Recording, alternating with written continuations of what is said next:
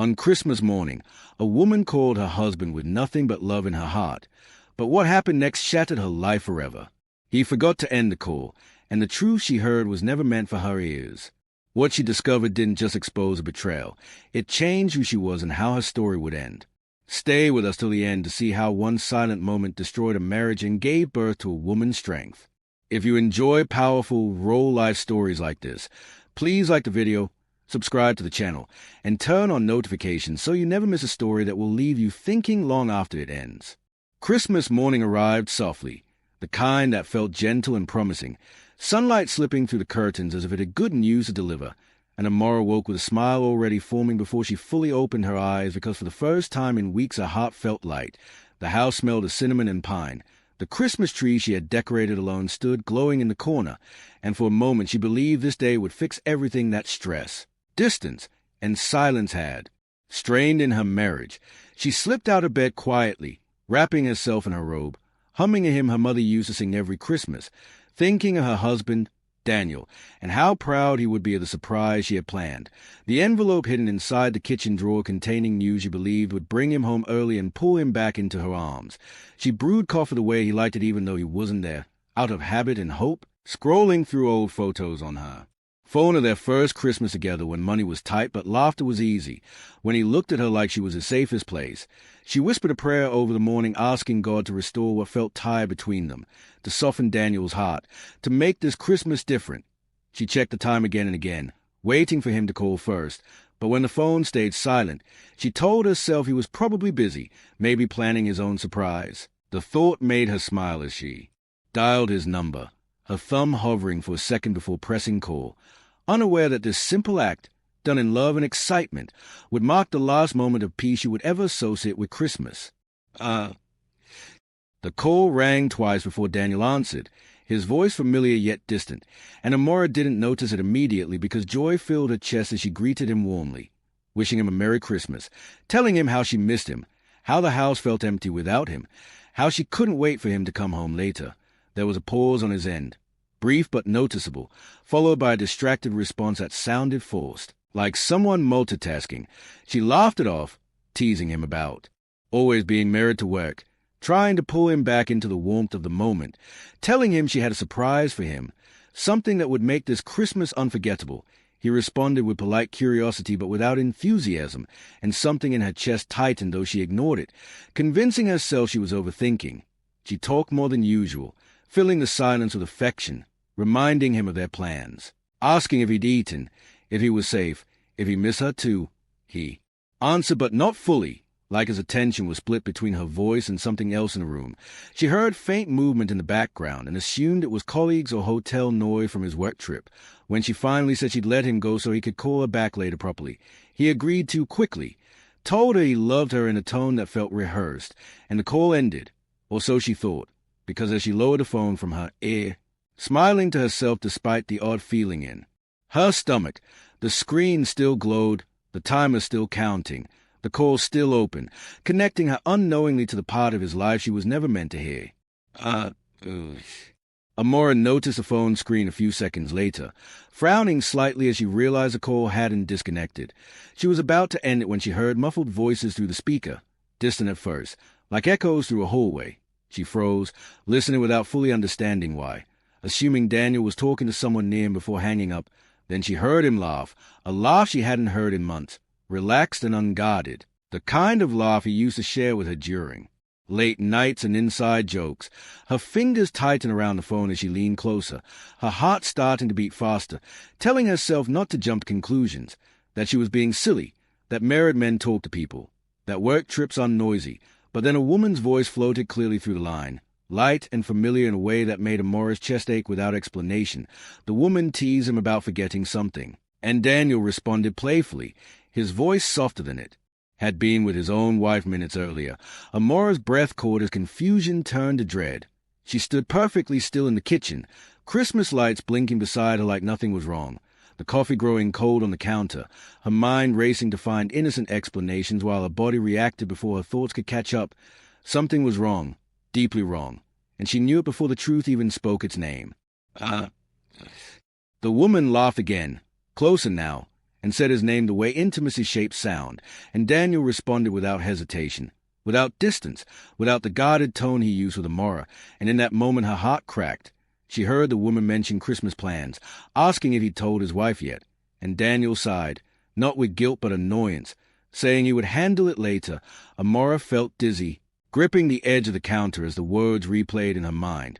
The woman asked why he stayed married if he was always with her, and Daniel answered calmly, casually, saying things that stripped years of marriage down to convenience and image, referring to Amora not as his partner, not as his love, but as a responsibility, a woman who wouldn't survive the truth. Each sentence felt like glass sliding through her chest. She wanted to scream, to end the call, to interrupt, but she couldn't move, couldn't breathe, couldn't believe that the man whose voice filled her ears was the same man she prayed for that morning, the same man she built dreams around, the same man she thought loved her. Christmas music played faintly from a neighbor's house outside as her entire world collapsed quietly in her kitchen. Then Daniel said the sentence that shattered her completely, the one that would replay in her mind for years, the one that erased every doubt and killed every excuse, when he laughed and said, "My wife thinks I'm working. She has no idea." And the woman responded with satisfaction, teasing him about how easy it was to lie. Amora's knees buckled as tears blurred her vision, the phone slipping slightly in her shaking hand. In that single moment she understood everything she had refused to see. The late nights, the emotional distance, the way love had turned into routine, the way Christmas had become performance. The call finally disconnected, leaving silence louder than any sound. Amora stood alone in the decorated kitchen, surrounded by symbols of joy that now felt cruel, her surprise forgotten, her heart broken not by suspicion or argument, but by truth spoken freely when he thought she wasn't listening. And as Christmas morning continued for the rest of the world, Amora's marriage ended without a single goodbye. Amora did not move for a long time after the call ended. She stood exactly where she was, staring at nothing, her body still reacting as though the phone was still pressed to her ear.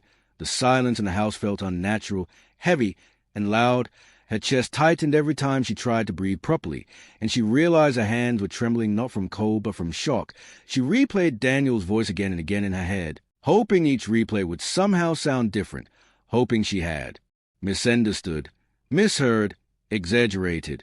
But every repetition landed the same way, sharp and final. She slowly sat down on the kitchen floor, her back against the cabinet, the Christmas lights blinking above her like a cruel joke. Her phone lay face up beside her, dark now, innocent-looking, as though it hadn't just delivered the truth that shattered her marriage. She wanted to cry loudly, to wail, to break something, but no sound came out. Her pain locked itself inside her chest, squeezing, tied to with every passing second. She thought about calling him back, confronting him immediately, screaming at him until he admitted everything. But another part of her whispered that once she spoke, everything would become real, irreversible, and terrifying. So she stayed silent, frozen, listening to the ticking clock on the wall count seconds that felt like betrayals of their own. What haunted Amora the most wasn't just Daniel's voice. It was a woman's. The ease in her laughter, the familiarity in her tone, the way she spoke like someone who belonged there, like someone who had been sharing moments with him for a long time. The woman hadn't sounded nervous or uncertain. She hadn't sounded like a mistake or a secret. She sounded confident, comfortable, entitled, and that realization hurt more than the words themselves. Amora closed her eyes and remembered how the woman asked about Christmas plans, about whether he had told his wife yet, as if Amora were an obstacle on a calendar rather than a human being with a heart. The woman's voice replayed in her head, mixing with memories of Daniel telling Amora he was tired, stressed, overwhelmed, too busy, and suddenly everything aligned in a way she wished it hadn't. The late nights were no longer about work. The emotional distance was an exhaustion. The excuses weren't temporary. They were deliberate, carefully constructed lies. And as Amora sat there, she realized the most painful truth of all. She hadn't just lost her husband to another woman. She had lost him to a life where she no longer existed in his happiness. The shock eventually gave way to something deeper and more crushing, understanding. Amora stood up slowly and walked through the house, touching familiar things like she needed proof they were still real. The couch where they watched movies, the bedroom where promises were made, the wardrobe where his clothes still hung neatly arranged. She opened his side of the closet and buried her face in one of his shirts, hoping for comfort. But the scent that once made her feel safe now made her stomach tone. She realized this betrayal wasn't sudden. It was layered, rehearsed, and ongoing. The woman on the call knew too much, spoke too freely, and Daniel had answered without hesitation, which meant this wasn't the first conversation like that. It was just the first time Amora heard it. The realization hit her like a wave crashing against her chest, knocking the breath out of her. She slid down onto the bed, clutching her pillow as tears finally came, heavy and uncontrollable, soaking into the fabric as she cried for the marriage she thought she had, for the future she imagined, for the version of herself who trusted without fear, and for the Christmas morning that would forever be stained with betrayal. Hours passed without Amora noticing. The sun rose higher, neighbors laughed, children played outside, phones buzzed with holiday greetings she couldn't bring herself to open. The world continued as if nothing had happened, and that hurt almost as much as the betrayal itself. She checked her phone again and again, half expecting Daniel to call back, to apologize, to explain, to beg, but there was nothing, no missed calls, no messages, no concern. The absence spoke louder than any confession. It told her everything she needed to know about where she stood in his priorities.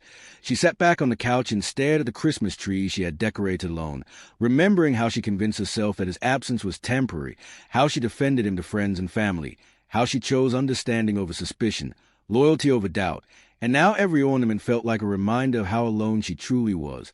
The call had ended, but the truth remained, sitting beside her like an unwanted guest. She could not ask to leave.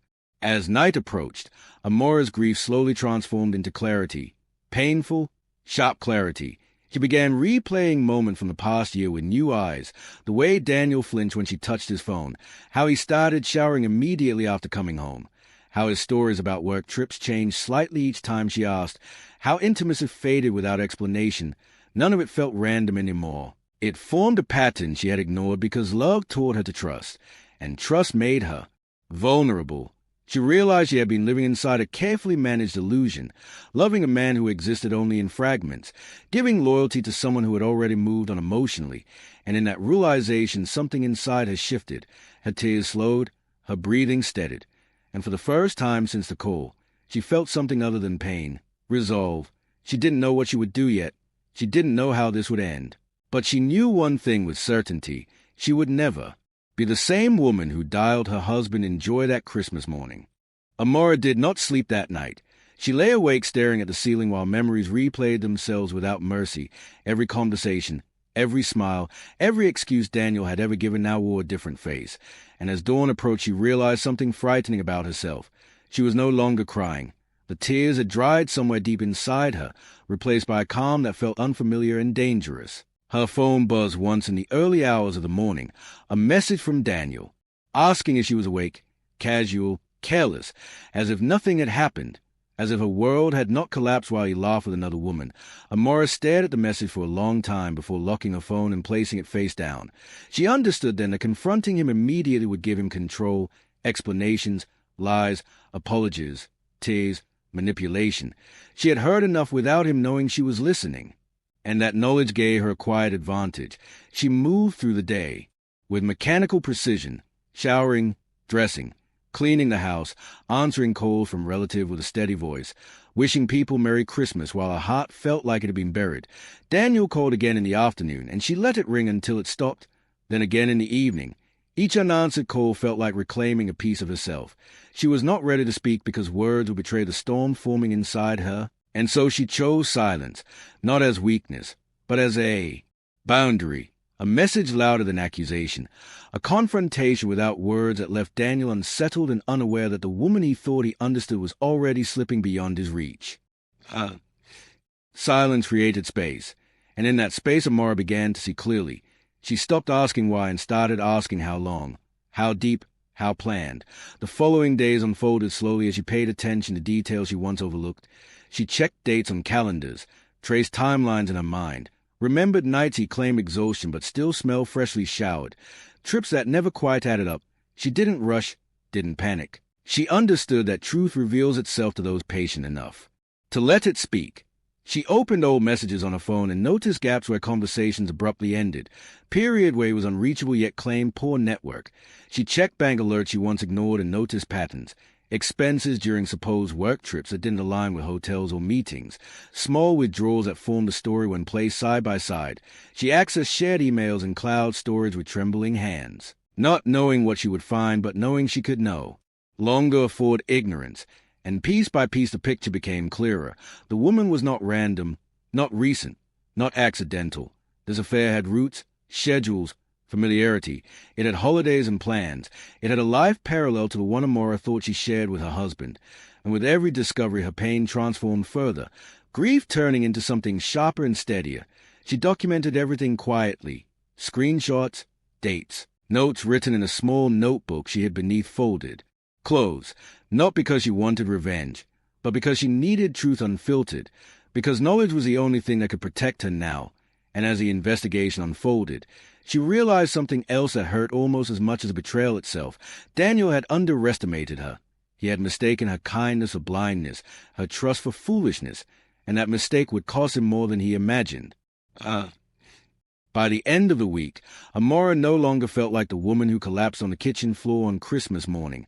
Something inside her had hardened into quiet strength. She still felt pain, still woke up with heaviness in her chest, but she no longer felt lost. She understood now that love without honesty is not love. It is manipulation, and she refused to remain a victim inside a story she did not write. Daniel finally returned home days later, acting cautious but casual, watching her closely as if searching for cracks in her composure. She greeted him politely, asked about his trip, served him food, listened as he spoke, and he relaxed, mistaking her calm for ignorance, believing the lie had held. And as he talked, Amora studied him with new eyes, seeing not the man she married but the actor he had become.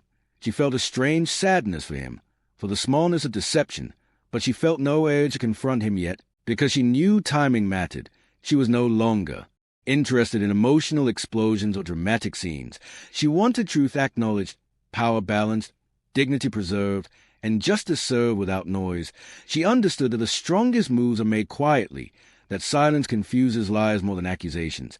And as Daniel went to bed that night unaware that his world was already cracking beneath him, Amora sat alone in the living room, holding her notebook, breathing steadily, knowing with absolute certainty that the woman he thought was weak, forgiving, and dependent no longer existed, and what came next would change everything. Daniel settled back into the house as though nothing had shifted, as though betrayal had not reared in the air between them. He laughed at familiar jokes, complained about traffic, kissed Amora on the forehead before bed, and spoke of plans for the coming year with the confidence of a man who believed his secrets were still safe. And Amora watched him carefully, noting how easily he slipped back into routine, how naturally deception had become part of his personality. She noticed the subtle tension in his shoulders when his phone vibrated, the way he angled the screen away from her, the immediate smile he wore when messages arrived late at night. She responded to him with politeness and calm, asking gentle questions that sounded like concern but were designed to confirm timelines. She listened more than she spoke, storing details, watching contradictions pile up quietly, and Daniel mistook her silence for forgiveness, her calm for acceptance. He began to relax, lowering his guard, revealing himself without realizing it, and each small slip confirmed what she already knew. The affair was ongoing, active, alive, and as days passed, Amora maintained her role flawlessly, cooking, laughing, sharing space, while internally she distanced herself, detaching piece by piece, understanding that emotional separation was necessary before any external action could be taken. And the hardest part was not the pretending. It was resisting the urge to confront him when he looked at her with borrowed affection, but she stayed disciplined, reminding herself that truth uncovered slowly leaves no room for escape. Once Daniel felt secure again, Amora began preparing quietly. She organized documents, made copies of important records, reviewed shared finances, and sought advice without revealing too much, choosing clarity over chaos. She adjusted routines, built independence where dependence once lived, and strengthened herself emotionally in ways Daniel never noticed. She practiced conversations in her mind not to beg or accuse, but to remain steady. She imagined different outcomes and prepared for each, understanding that control comes from readiness, not reaction. She saved money discreetly, reconnected with people she had distanced herself from during the marriage, and created a support system without drama. Each step restored a sense of agency she had lost, and with every small preparation her fear diminished, replaced by confidence. She no longer needed validation from a man who betrayed her. She needed peace, dignity, and truth acknowledged. And by the end of that week, Amara knew the moment was approaching. She could feel it in the way Daniel grew careless again, too comfortable in his lies, too convinced of his silence, unaware that every calm response was part of a plan, unaware that the Christmas call he forgot to end had already sealed his fate. And as Amara looked at him sleeping beside her, she felt no anger, only resolve, knowing that when the truth finally surfaced, it would do so on her terms, not his. The moment Amara chose was not dramatic or loud. It was ordinary, deliberate, and unavoidable. She suggested a small post-Christmas gathering at their home, framed as a chance to reconnect with friends and family after a busy season. Daniel agreed easily, relieved by the normalcy, unaware that normal was exactly what made the trap effective. Amara planned everything meticulously. The guest list included people who mattered, those whose presence would prevent lies from being twisted privately. Later, she moved through preparations calmly, smiling, decorating, cooking, while inside she felt detached and focused. She ensured conversations would naturally drift toward future plans, trust, and honesty, topics Daniel had grown careless with. And on the day of the gathering, she dressed simply, confidently, not as a woman seeking approval, but as one standing in her truth. When the guests arrived, Daniel played the attentive husband perfectly, laughing and pouring drinks, unaware that Amara had already placed the evidence where it would be seen at the right moment. A casual question about his recent trips led him into rehearsed explanations, and as he spoke, Amara asked him to clarify dates, destinations, reasons, gently, publicly, and when inconsistencies emerged, she didn't correct him immediately. She allowed him to speak, to contradict himself, to sink deeper into his own narrative. The room grew subtly tense, confusion passing across faces, and when she finally revealed the screenshots, the records, the timeline he could not dispute, silence fell heavy and absolute. Daniel froze, his confidence evaporating as reality closed in. The trap had been set with patience, and now there was nowhere left to hide. The truth did not explode. It spread slowly and devastatingly, word by word, image by image, as Amara calmly explained what she had discovered.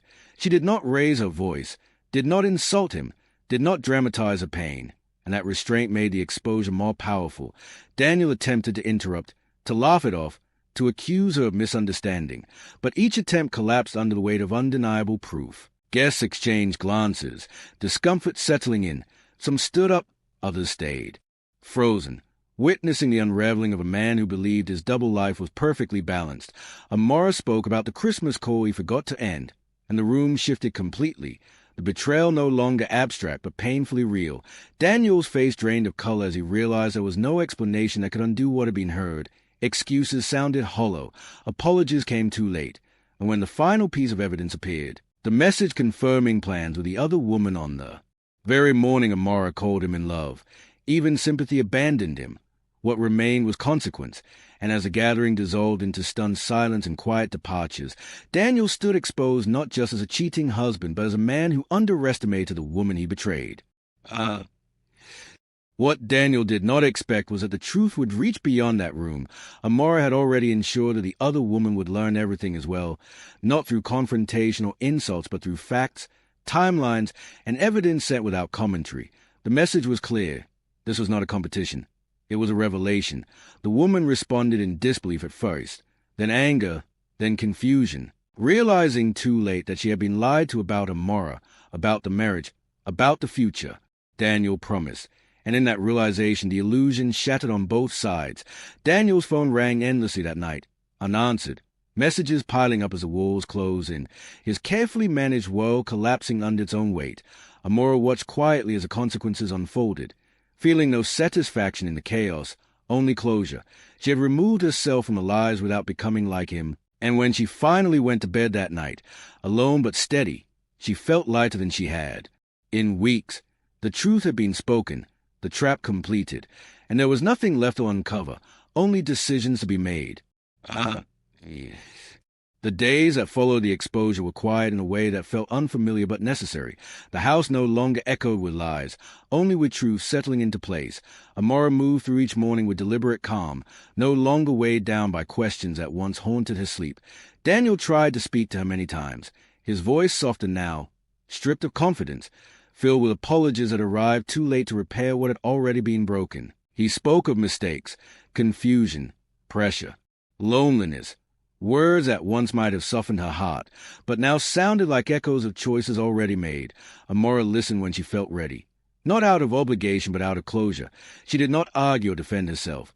She simply acknowledged what was and what would no longer be. She told him the truth without cruelty, that love cannot survive where respect has died, that forgiveness does not always mean staying, and that betrayal changes the shape of trust forever. Daniel cried, promised change, asked for time. But Amora had already given him her time, her loyalty, her faith, and those were not things he could give again. She packed her belongings slowly, not in anger but with clarity, choosing only what belonged to her future, leaving behind what was tied to pain. When she walked out of the house for the last time, she did not look back, not because she felt nothing, but because she finally felt enough within herself to keep moving forward. She understood then that walking away was not failure, it was self-respect made visible. The following Christmas arrived quietly, without expectations, without forced joy, without pretending. Amora spent it differently, surrounded by people who knew her story and loved her without conditions. She decorated modestly, not to impress or to perform happiness, but to honor peace. She woke that morning with gratitude rather than hope placed in another person, remembering the woman she once was, dialing her husband with love in her heart, unaware of the truth waiting on the other end of the call. And instead of pain, she felt compassion for that version of herself. She understood now that some awakenings come disguised as heartbreak, that some endings are necessary beginnings. Christmas no longer symbolized betrayal to her. It symbolized clarity, rebirth. And the moment she chose herself, she no longer feared love, but she respected truth more. And as she sat quietly watching the lights glow softly around her, she smiled, not because everything was perfect, but because she was whole. The coal that shattered her had also freed her, and that Christmas morning would forever mark the day her life truly began again.